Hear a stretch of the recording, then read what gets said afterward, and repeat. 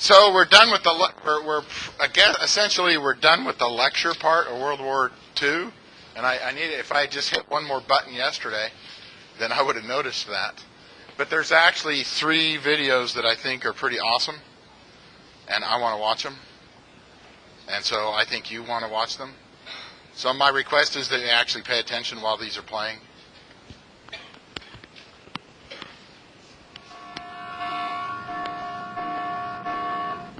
This is not a drill. This is not a drill. General quarter.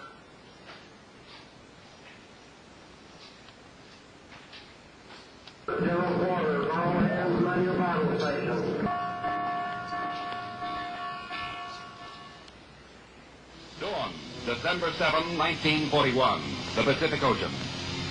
A Japanese task force was also heading for Oahu. Mission, sneak attack. Primary targets, Pearl Harbor and Hickam Field. Exactly at 0600, the fateful signal was given. You can tell this was probably made during the war. Fighters, horizontal bombers, torpedo bombers, and dive bombers roared off. Oh, well, at least that chunk of footage was. That's Pearl Harbor, you know. 1, 2, 3, 4. 1, 2, 3, 4. One moment, please. 1, 2, 3, 4. Hello, NBC. Hello, NBC. That's an overhead. That's an overhead of Pearl Harbor has an island on it with a runway on it, and you can see the battleships and the other Navy ships stuck next to each other. That was pretty common to put 2 next to each other. This morning, the distant view, the battle of Pearl Harbor, and the severe bombing of Pearl Harbor by enemy planes, undoubtedly Japanese. You can see the oil slicks coming off of. Well, there. I think that's self-explanatory. This battle has been going on for nearly 3 hours. One of the bombs dropped within 50 feet of Tempe Hill Tower. I'm pretty sure that's Arizona right there. No, it is a real war.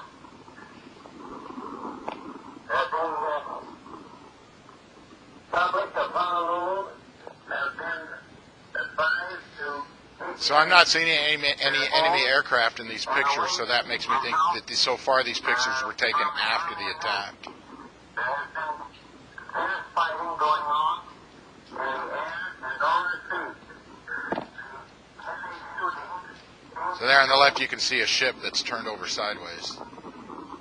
I don't know what battleship that one was. Come on, we'll interrupt you. We cannot estimate yet how much damage has been done, but it has been a very severe attack. Navy and Army appear now to have the air and the sea under control.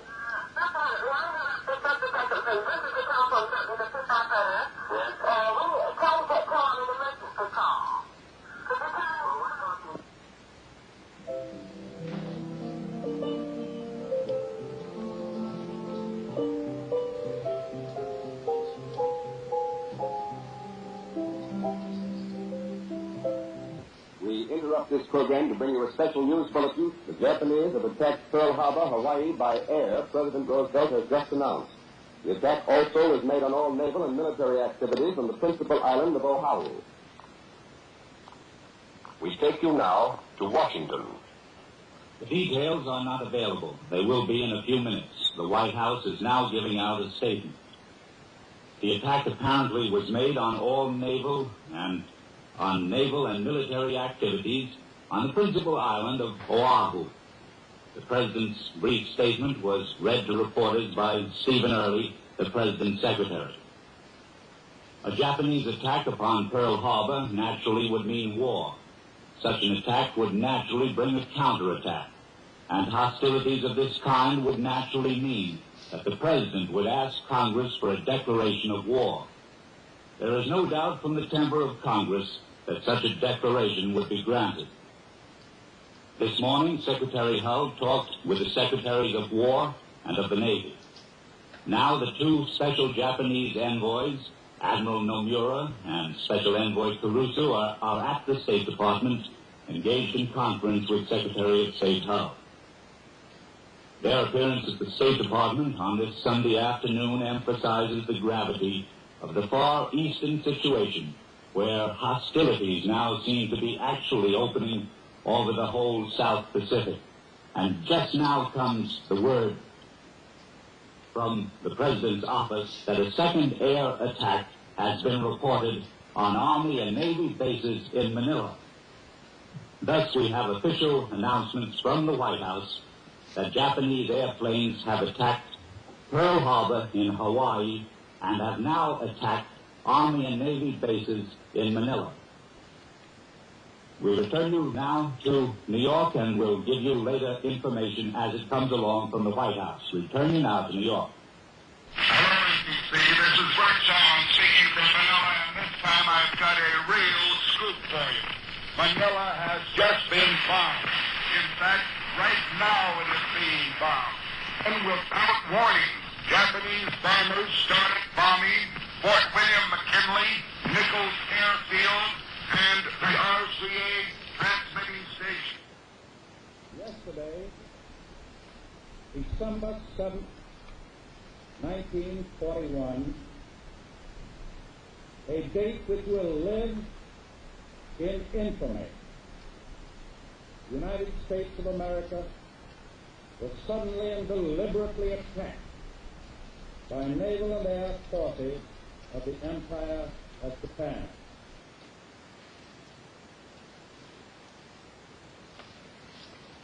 That last bit was Franklin Delano Roosevelt giving a speech to the American public.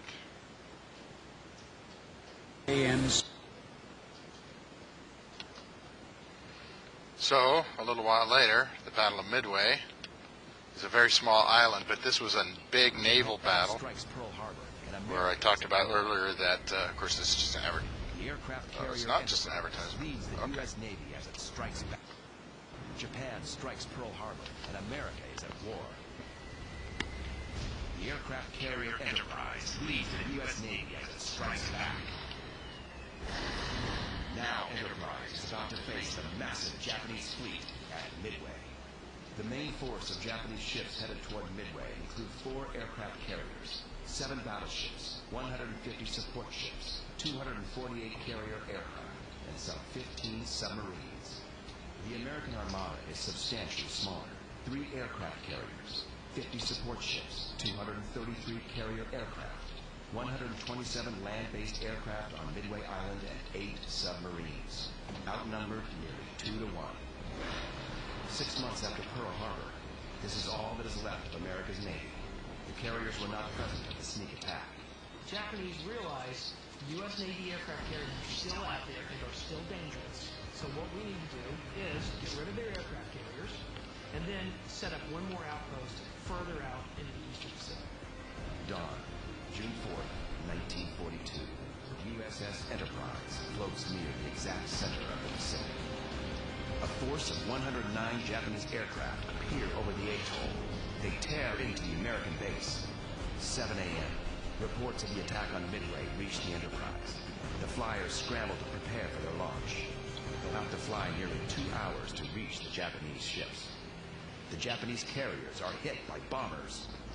I aimed at the big red circle at the front. Enterprise's first attack on the Japanese fleet is breathtaking. The outnumbered flyers of Enterprise have wreaked havoc on the Imperial aircraft carriers.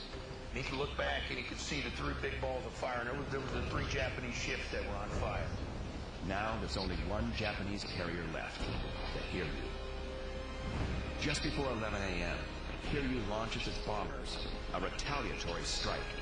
The first American carrier that lands in the Hiryu bomber's sights is USS Yorktown. And 3 bombs make direct hits on Yorktown's flight deck. At mid-afternoon, a second wave of bombers arrives from the Hiryu. 2 of the torpedoes score direct hits on Yorktown's port side. The listing deck is a serious problem for Yorktown's flyers. The angle means the Yorktown's aircraft have no place to land. There's only one hope for the stranded flyers of Yorktown, the deck of Enterprise. But there's one more enemy carrier out there. After more than an hour in the air, the dive bombers from Enterprise and Yorktown come in range of Hiryu. When Cleese dives, it's a direct hit. The bow of Hiryu is torn apart. Fire spreads below decks. The Japanese Navy chooses to sink her. Admiral Yamamoto's plan to trap the American carriers has backfired spectacularly. In a single battle, 4 Japanese carriers are sunk. 1 cruiser is scuttled. 228 Japanese aircraft destroyed. And 3,000 Japanese sailors and crewmen are killed. Although the American losses include 1 destroyer and the carrier Yorktown, it is the most surprising victory in the annals of U.S. naval warfare.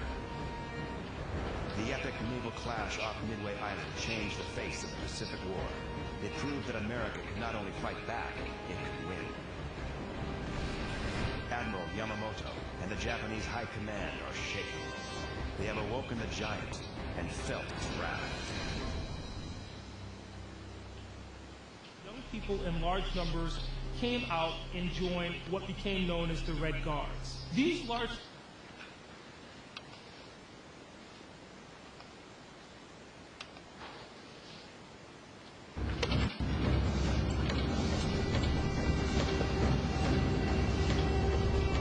And we were on that bomb run for three and a half minutes.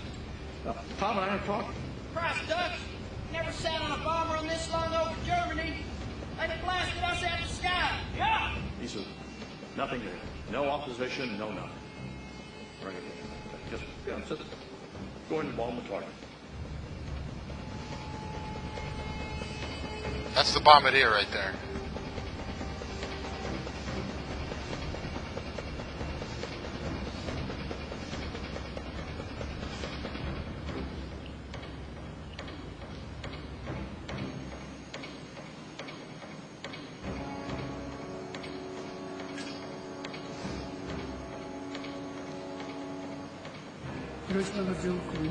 I saw an aircraft, like a tiny silver drop, entering the sky above Hiroshima. I instantly recognized it as an American plane, as no Japanese aircraft could fly at that altitude at the time. It was just one plane, so I assumed that it was passing by as usual.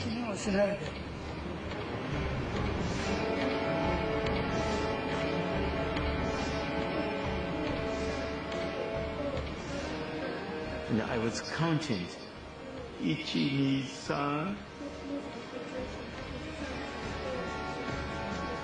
3. I was wiping the desktop. That was when the bomb was dropped.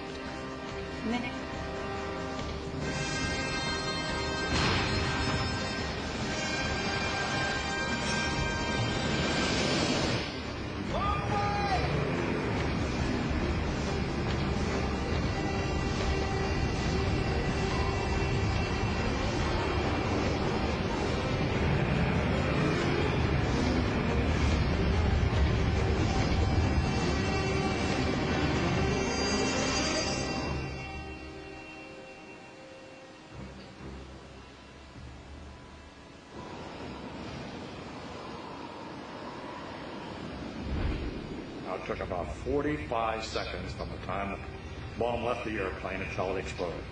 And I think there wasn't a man in the airplane that wasn't either timing it with his watch or counting or doing something. I was sure the bomb was a dud. I was sure it wasn't going to work.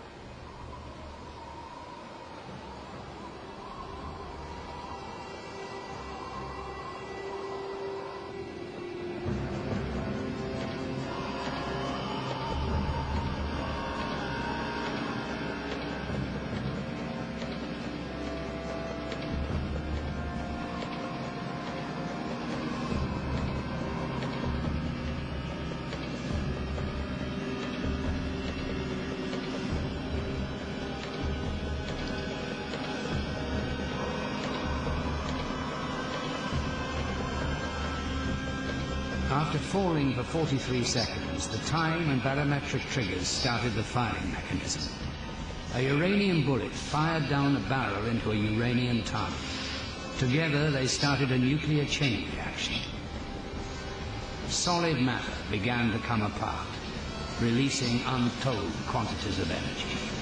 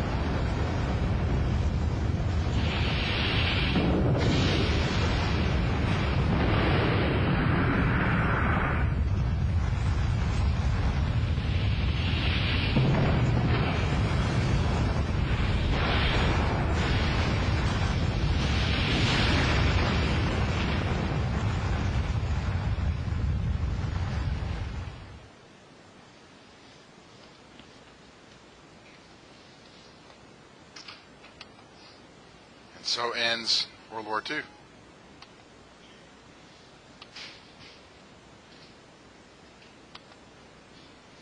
Hi, Josh. Pull up a chair. So what that means is, since we have finished Section 7, World War II, that means we're going to have a quiz for it when? Monday. Okay. So now, sorry, you got to take notes. So you might want to put 08 Cold War Part 1.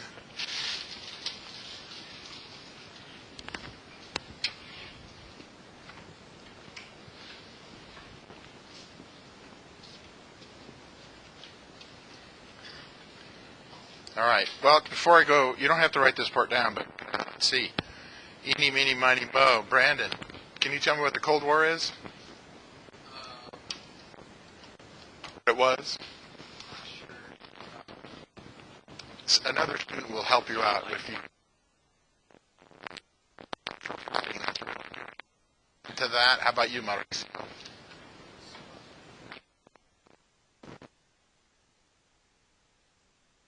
States and Russia. The Union of Soviet Republics, the USSR. The Soviet. The country was a big chunk of what broke up. Russia got most of the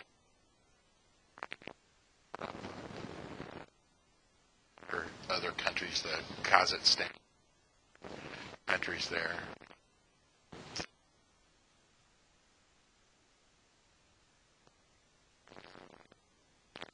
Yeah, you could argue that.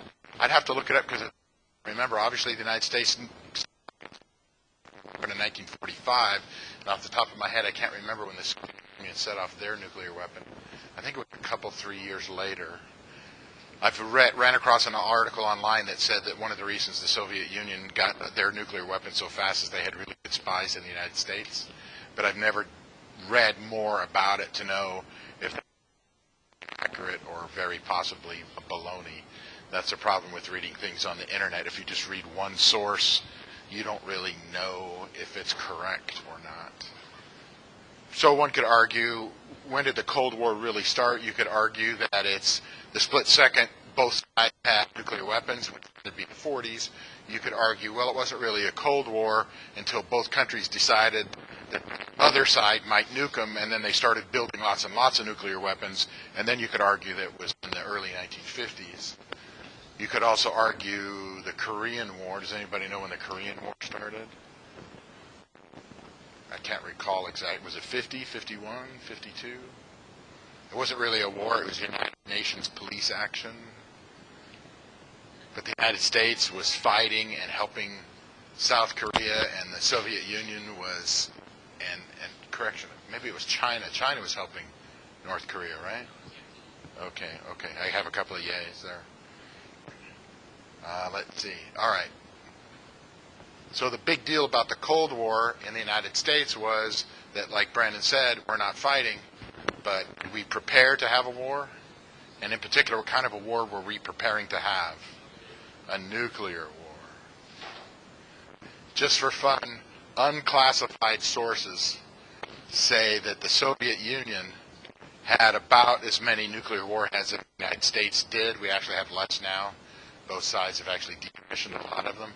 But at the peak, depending on what source, depending on what source you read, each side had about 20,000 nuclear warheads.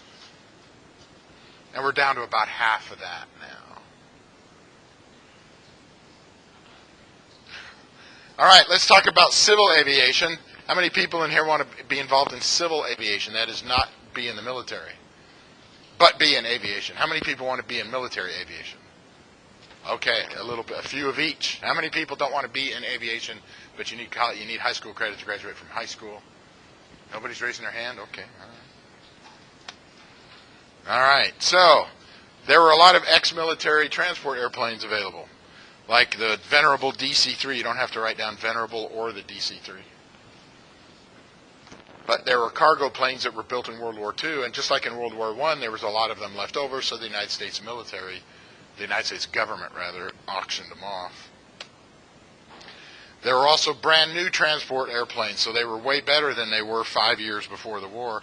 Just for fun, I didn't say in World War I, and you don't have to write this down, but World War II for the United States started on December 7th of 1941 and ended in August when we bombed Japan with nuclear weapons in August of 45. It was 3 years and 9 months.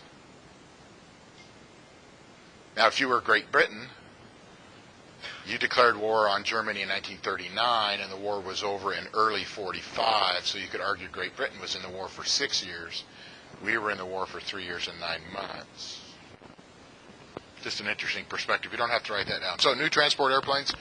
Airliners that were pressurized. Hey, that B-29 we looked at last time, that's a pressurized airplane. I bet you Boeing, who built the B-29 and makes a lot of airliners today, they knew how to build pressurized airplanes. And now, because of World War II, lots and lots of long runways were built all over the world. Runways were built in Europe, runways were built in North Africa. We didn't even talk about North Africa. You know, Germany invaded big chunks of North Africa, and both the United States and Great Britain and Great Britain's allies fought in North Africa. Runways got built in North Africa. Runways got built all across the Pacific. And I bet you $10 that Japan built a lot of runways.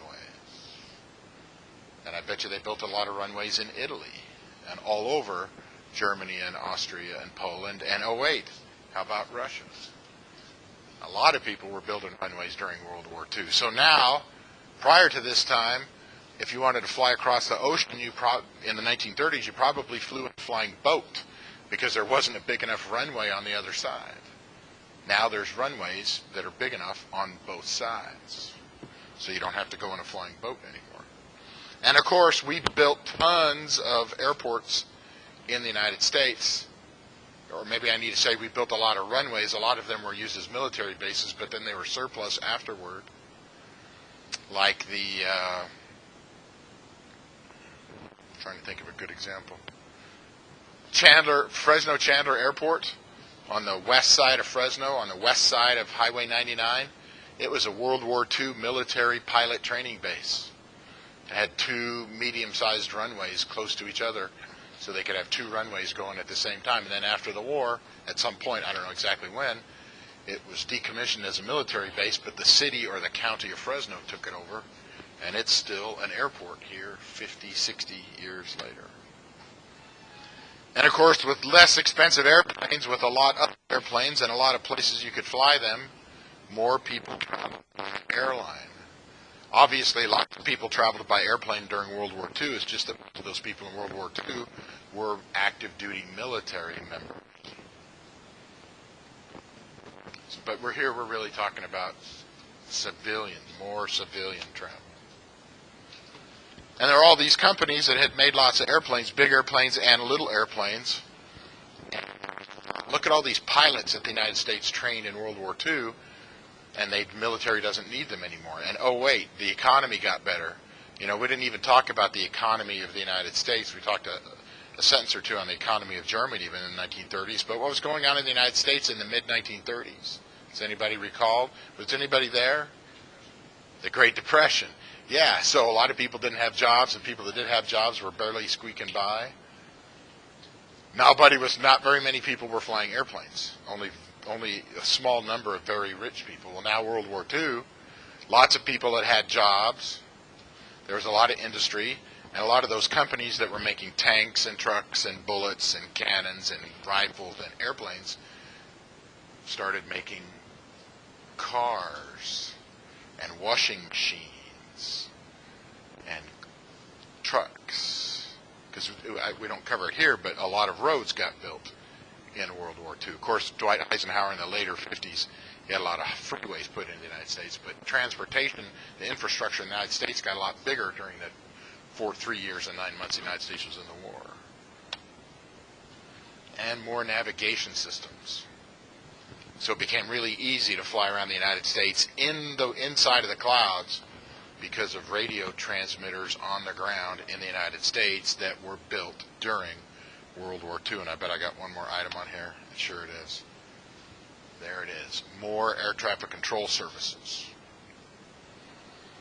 So just in a separate set of ways, World War I and World War II did the same thing in that it caused a big change across just a few years.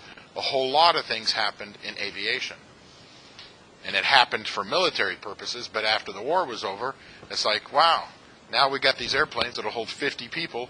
They'll go 300 miles an hour. They're pressurized, and they'll fly 3,000 miles, and we can fly from New York to Iowa. It's got 4 engines, so if one quits, we're still going to be fine. And there's a long runway at both ends, and there's a radio transmitter at both ends. And there's people who have jobs and are making money at both ends.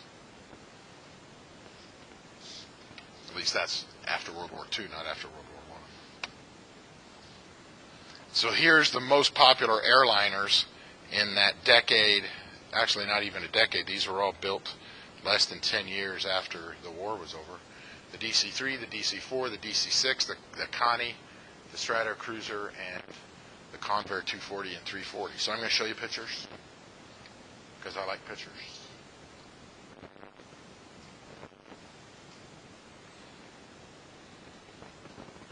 Of course, if you're an aviation aficionado like me, does anybody know the difference between an aficionado and an enthusiast? Well, one's an Italian word and one's an English word.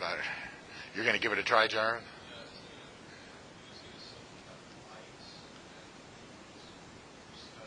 An enthusiast is someone who likes and enjoys studying that topic, yes.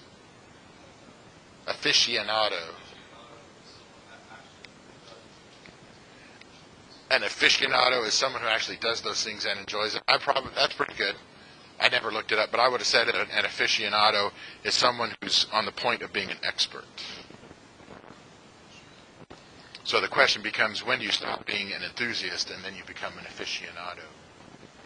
Some would argue if they hire you to teach an aviation history class, you better at least be an aviation history enthusiast, and hopefully you're at least on the verge of becoming an aviation history aficionado.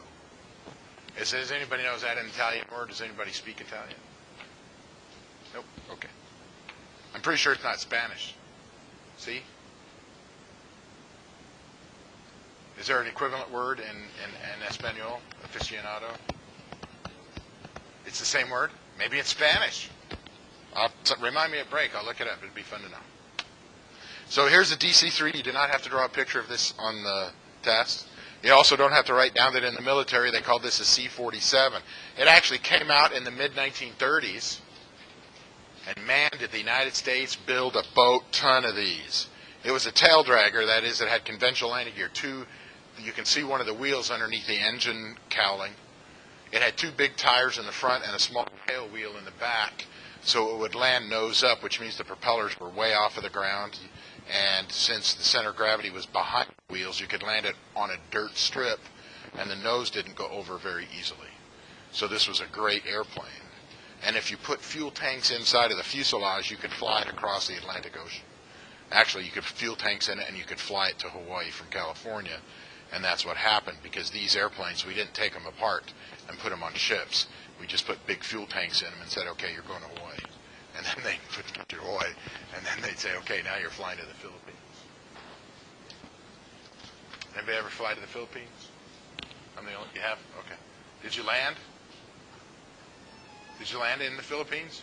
Because I just flew over the Philippines and looked at it in my radar scope and pretended to drop bombs and then flew back to Guam. When I was stationed in Guam, we did an exercise with the Philippine military. The United States Air Force did. And so I was stationed in Guam. It's only 3 hours to the Philippines from Guam by jet, at 600 miles an hour. So I've seen the Philippines islands in a radar scope. What I probably should have done was got out of my seat and gone up to where the pilots were and looked out the window, but I didn't. So I've never actually seen the actual Philippines. Here's a DC-4. Wow, looks kind of similar. Looks like a DC-3, except it's bigger and it's got 4 engines. Now this one had tricycle landing gear. You can't see it, but there's a nose wheel that gets retracted. Of course, retractable landing gear weighs a little more, but it saves a lot of drag. So in the long run, if you're going to fly a long way, you save more weight and fuel then you do the weight of the landing gear. So this actually got built, it was the C-54, got built right after the end of the war. There was a military version. This is an American Airlines. And then here's the DC-6. And it's really hard to tell, but this DC-6 has bigger engines, it's a bigger airframe, and this one's pressurized. Yeah. Today, the capacity of this airplane is probably like a Canadair regional jet or an Embraer regional jet. Those 50-seaters that fly out of Fresno, that's about what this will do. The jets go twice as fast.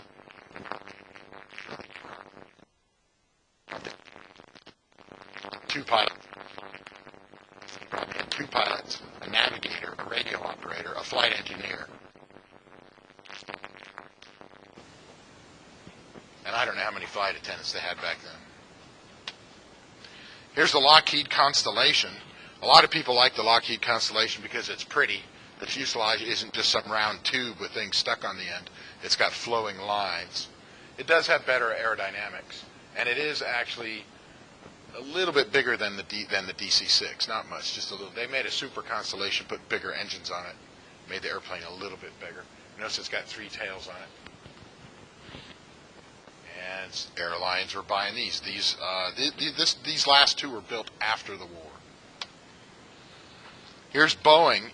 What Boeing actually did was they took a B-29, and right after the war they decided they took a B-29 and they put bigger engines on it. And then they said, "Wow, let's turn this thing into an airliner." So they took the bottom of the fuselage and the wings and the engines are of this improved B-29. They called it B50. So this is really just a B-50 with a slightly the top of the fuselage was different, and this was pressurized. And it was about as big as a Constellation, and a little bigger than a DC-6. And they were making these out of Seattle. And then Convair made some big twin-engine jobs.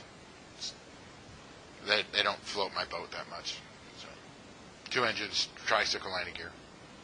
They were bigger than the DC-3. They're about almost as big as a DC-4. All right, what was happening everywhere else? Well, the problem with flying over other people's country is technically they own the airspace above their country. Of course, don't ask me how far does it go before they don't own it. Do you have to ask somebody's permission to fly a satellite over their country? The answer is no, because it's hard for them to shoot it down. So you just go neener, neener, neener as you fly by. Actually, satellites don't say neener, neener, neener. Even if they transmitted it, the sound won't go through space, will it? So even if you had a speaker on the side of your satellite going neener, neener, neener, the sound wouldn't leave the speaker because there's no air for it to hit.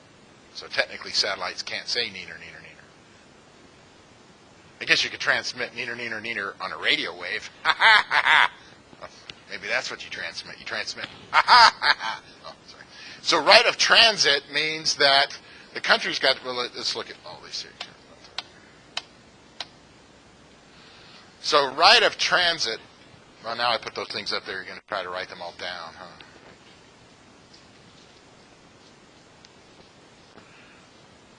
So now you could argue it's true the United States and its allies won the war, what was left of France and Great Britain and the Soviet Union.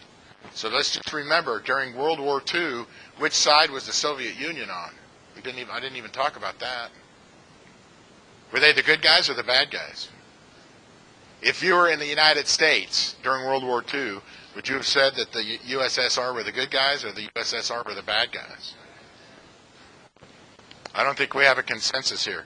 Who did most of the USSR fought almost entirely just one other country? What country did they fight? Germany. If you were in the United States during World War II, would you have said that Germany were the bad guys or the good guys?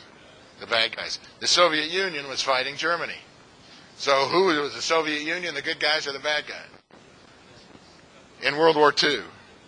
In World War II, they were the good guys. We sold them tanks and airplanes and trucks and guns and bombs. like crazy during World War II. So they must have been the good guys, right? Because isn't the United States always the good guy? Most of the time? Okay. Well, yeah. I'll put guys in quotations. How's that? Okay, thanks. So if you look at the countries that won the war, they got together and said, hey, we want to be able to have international aviation and fly our airlines wherever we want, and maybe our U.S. military or other military, we want to be able to fly over country. So they got together and started writing agreements that, hey, I'll let you fly over my country if you let me fly over your country.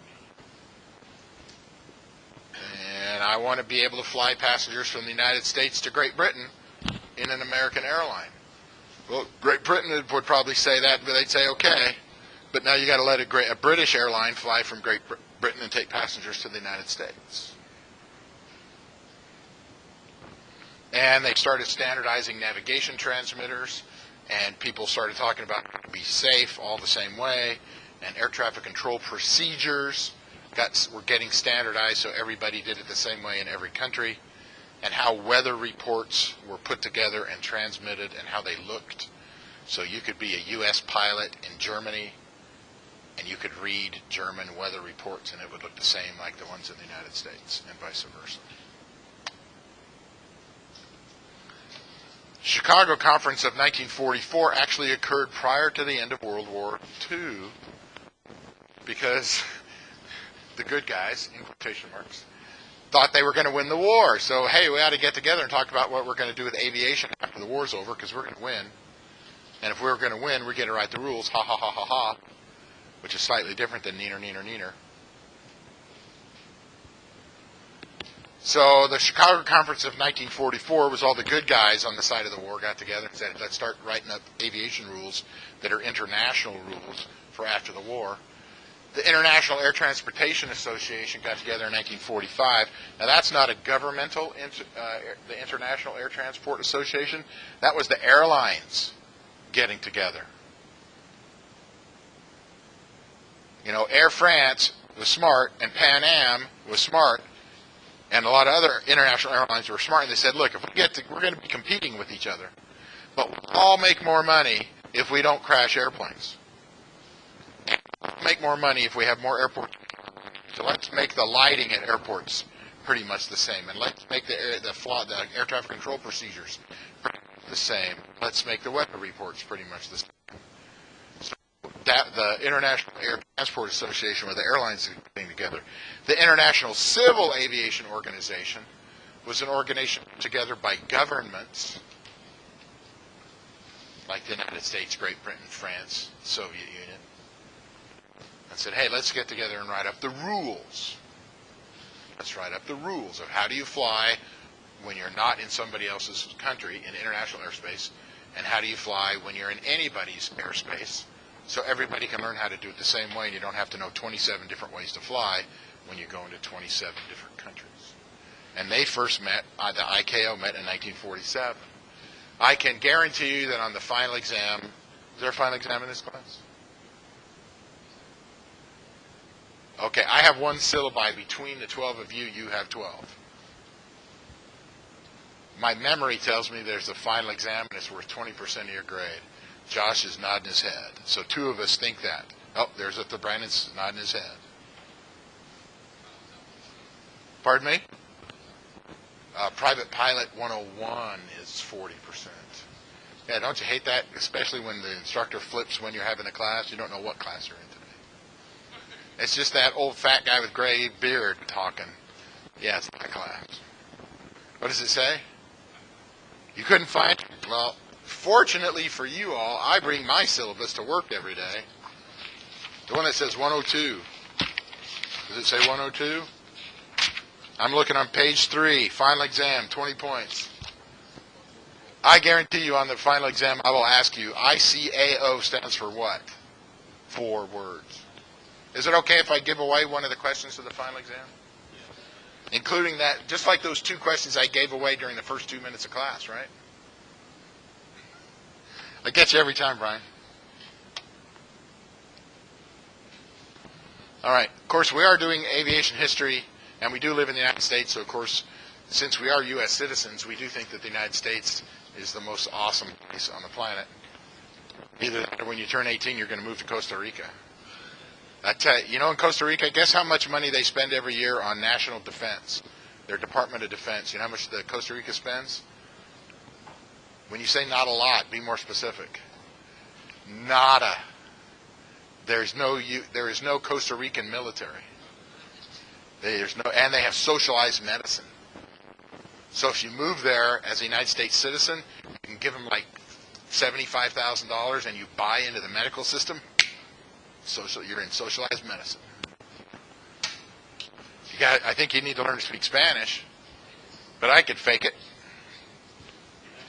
I mean, I know aficionado, right? Pardon me? You heard what about Costa Rica? I heard a flight to Costa Rica was about $600, and now it's about $2,000. A flight to Costa Rica was $600, now it's $2,000? Yeah, I have not been looking at airline prices. I figured I'm just going to fly my 172. I mean, I wouldn't retire to Costa Rica unless I could take my airplane with me. Oh, wait. I'd take my wife, too. Just to be clear, she's on the list. She's number one on the list.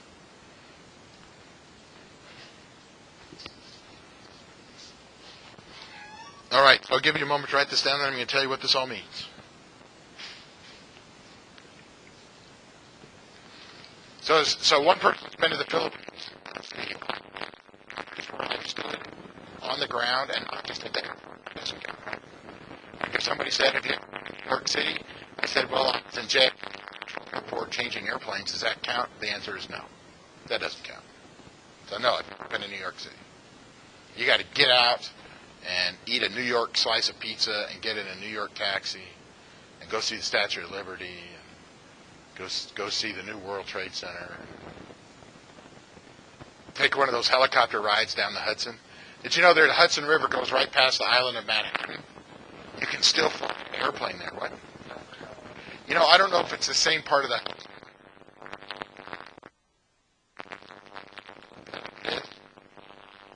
route. Yeah, I'm not familiar. Now, Teterborough's in New Jersey, isn't it? But the state of New Jersey is right next to it. Never been. I've stepped on the ground in Canada. I haven't been to Mexico for a long time. I was a kid, but I've been to Mexico. I've been to Belize. I've been to Guatemala. Awesome Mayan ruins in Guatemala. Tikal. Anybody ever been to Tikal? Oh, man, it's like, all right. In any case, where else have I been? I stepped on the ground. I stepped on the ground in Japan, the island of Okinawa. It's south of the main island. Japan. Yeah, it's a country on the far, it's actually on the far west. But in the United States, you're probably at the far east. From California, if you go west. So why do we call it the far west?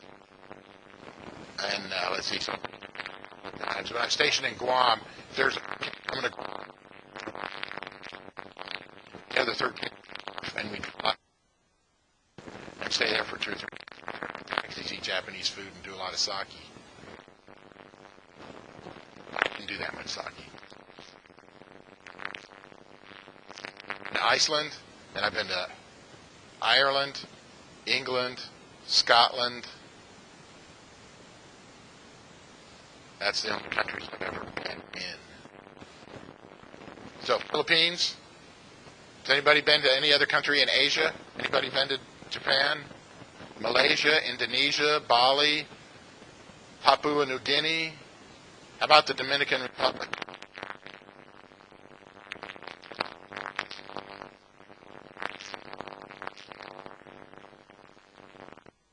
Anybody been to South America? I went to Peru. You went to Europe? How many countries in Europe did you see? One for every day for 11 days?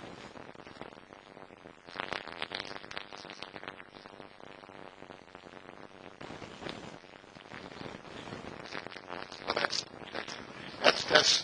1.3 per city per country on average.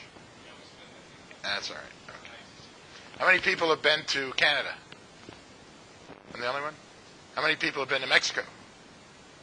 Only 3? Including me? 4? It's not that far away. It's on the other side of San Diego.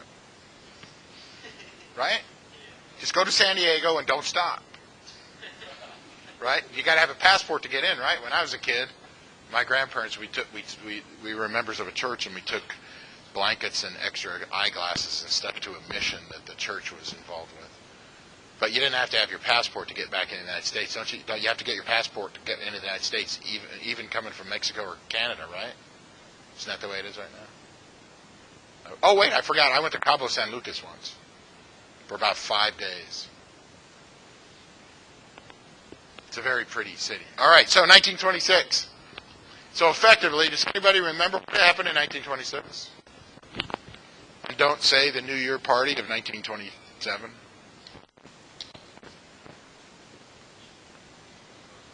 In addition to the aeronautical branch of the Department of Commerce being formed, earlier this term, somewhere in your notes, we wrote down something that happened in 1926.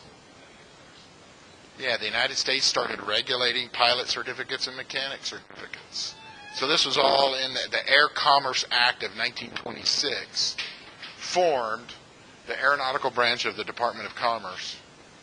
And they said, oh, well, now that we have this branch, we're going to write rules and start certifying people. If you own a plane and you happen to get caught working on it, if that happened to me, nothing, because I have a mechanic certificate.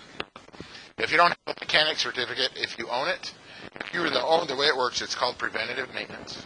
It's actually preventive maintenance. There's two spellings and two different pronunciations, preventive and preventative. I try to say preventive because it's easier to spell. Preventive maintenance. If you own or you operate an airplane and you have at least a private pilot certificate and you follow all the rules to doing maintenance, there are a list of about 30-some things you can do to your aircraft.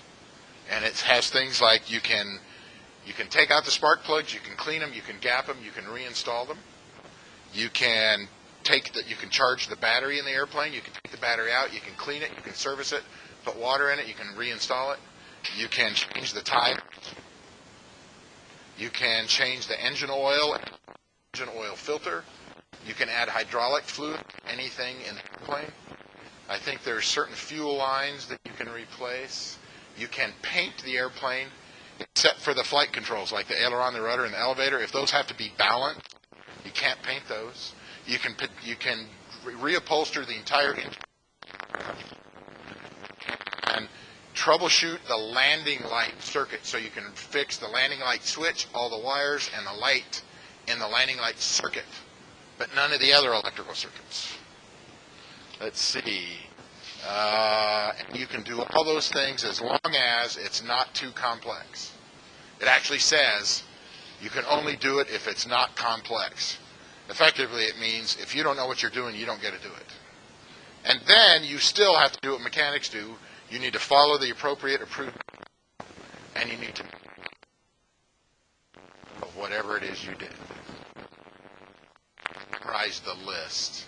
One of those preventive maintenance things is if you fly a glider and you land it off the airport, you can call, and somebody will drive out with it from the airport, and you can take the wings off of the glider into the trailer, haul it back together again, and a pilot can put it back together and sign the logbook that they took it apart and put it back together again.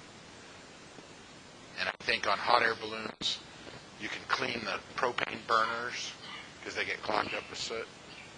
But I haven't memorized that list. So yes, if you own an airplane, there is a way you can do the maintenance, but you got to have at least a private pilot certificate. The problem with that is you can't just say, okay, now I'm a private pilot, I can go do this. If you do it wrong, you're violating the law.